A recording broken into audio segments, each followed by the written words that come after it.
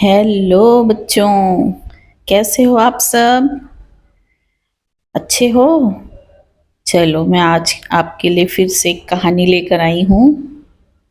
इस कहानी का नाम है लालची नाग और मेढकों का राजा।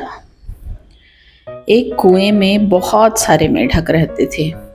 उनके राजा का नाम था गंगादत्त। गंगादत्त बहुत झगड़ालू स्वभाव का था और उस कुएं के आसपास 2-3 कुएं और भी थे। उनमें भी बहुत सारे मेढक रहते थे।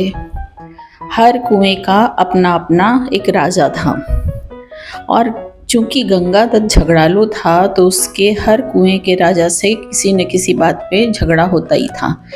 वो अपनी बेवकूफ़ी से कोई भी गलत काम करता था और दूसरे मेढक उसको रोकने की कोशिश करते तो वो मौका मिलते ही अपने दूसरे मेढकों से, जैसे गुंडे होते हैं ना हम इंसानों में, तो उस तरह मेढक में भी जो गुंडे मेढक थे उनसे पिटवा देता था। तो सब दूसरे कुएं के मेढकों के मन में गंगादत्त के लिए बहुत गुस्सा आ रहा था। एक दिन गंगादत्त की अपने पड़ोसी कुएं के मेढक से लड़ाई हो गई। खूब तू मैं हुई। तब गंगादत्त ने अपने कुएं में आकर बताया कि पड़ोसी कुएं के मेढक ने मेरा अपमान किया है, मेरी इंसल्ट की है और बदला लेने के लिए अपने मेढकों को बोला। पर सब शुरू से जानते थे कि गंगादत्त झगड़ालू है, इसी ने झगड़ा शुरू किया होगा। तो उन्होंने गंगादत्त को समझाया कि राजन, हमारे जो पड़ोसी कुएं के मेढक हैं वो हमसे दुगुने हैं, हेल्थ में भी ताकतवर हैं, तो हम लड़ाई नहीं लड़ेंगे। गंगादत्त को बहुत गुस्सा आया। उसने सोचा कि ये इतने गद्दार हैं, मैं इनका राजा हूँ और ये मुझे ना कर रहे हैं, इनको जरूर सबक सिखाऊंगा, ये उसने सोचा। और घर आकर अपने बेटों से कहा कि पड़ोसी कुएं के मेढक ने तुम्हारे पिताजी का अपमान किया है, यानी मेरा अपमान किया है मेढक का, गंगादत्त का, तो जाओ उनकी ऐसी पिटाई करो कि वो कभी इधर ना आए। अब गंगादत्त के बेटे भी एक दूसरे का मुंह देखने लगे, क्योंकि वो जानते थे हमारे पिताजी झगड़ालू हैं और हमको उन्होंने बहुत कड़ाई से रखा है, हमको किसी चीज़ की इजाज़त नहीं दी। तो उन्होंने कहा कि पिताजी, आपने हमको कभी टर्राने की भी इजाज़त नहीं दी। हम अगर हमको टर्राने दिया होता तो हमारे पास हिम्मत होती, हौसला होता। अब आपने हमें ये इजाज़त भी नहीं दी तो हमारे अंदर तो हिम्मत नहीं, हम क्या पिटाई करेंगे। तो गंगादत्त को बहुत गुस्सा आया और बड़बड़ाता हुआ निकल गया कि कोई भी मेरी मदद नहीं कर रहा है। तभी उसको पास में एक भयंकर नाग का बिल दिखा। तो उसको एक आइडिया आया कि जब अपने दुश्मन बन गए तो दुश्मन को अपना बनाना चाहिए। ये सोचकर बिल के पास जाकर गया और बोला, नागदेव मेरा प्रणाम। नागदेव जोर से फुफकारा और बोला, अरे मेढक, मैं तो तुम्हारा दुश्मन हूँ, तुमको खा जाता हूँ और तुम मेरे बिल के आगे आकर मुझे प्रणाम कर रहा है। गंगादत्त बोला, कभी कभी शत्रुओं से ज़्यादा अपने दुख देते हैं।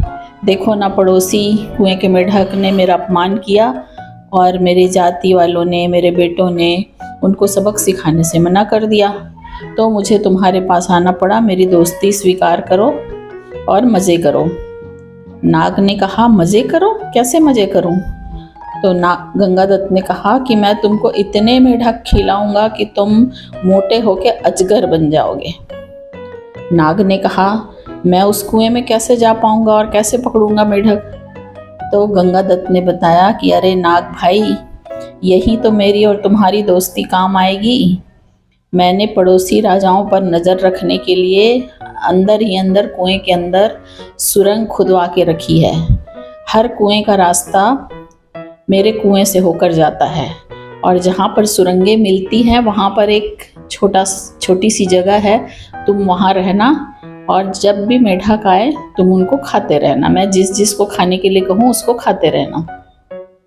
नाग तैयार हो गया, क्योंकि इसमें तो उसका कोई नुकसान नहीं था, भलाई ही थी।